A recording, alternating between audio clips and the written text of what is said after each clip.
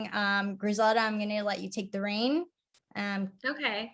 It's all you. So I know everyone's on mute, but I guess like we're gonna try to keep this more of like an open discussion. Not really a formal presentation for interviewing since it's just very case scenario based. So if anyone wants to like unmute themselves or add anything on the chat that you have specific questions from like upcoming interviews or just past experiences, feel free to do so. That way we can open up like topics of discussion like that. But I'm gonna go ahead and start. So I have been in the talent industry for a little bit over 5 years now. I started off doing onboarding, recruiting, and now I am working at a hospital system doing all of specialty recruiting and onboarding there.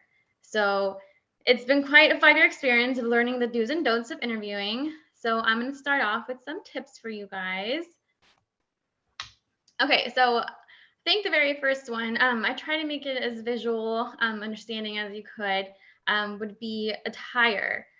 Before we even start with like prepping for interviews and all of that stuff, I think it's just a good to understand the attire for interviews. A lot of people think that attire should be based on where you're interviewing at, which I kind of agree.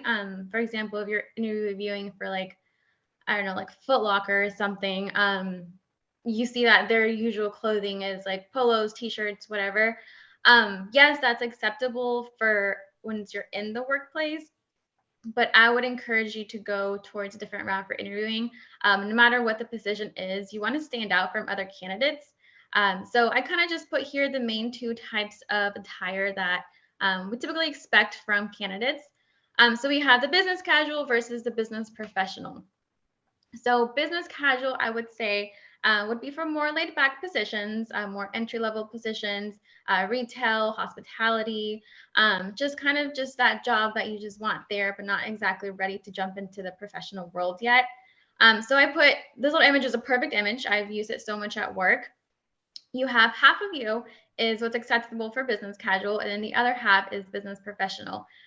So I think a big thing that I've noticed when candidates come in that I get feedback from managers is the jewelry, the nails, and the color for girls. I know the nails sounds funny because it's just a little accessory thing, but if people come in with their nails all untidy and chipped and stuff like that, I've had them go towards the bottom of my list because of that. It just shows that the attention to detail isn't quite there. We've been on minimal things. So little things like that matter. Color. Try not to be so colorful, so poppy. When you're in the office, it's mostly usually neutral colors. So I would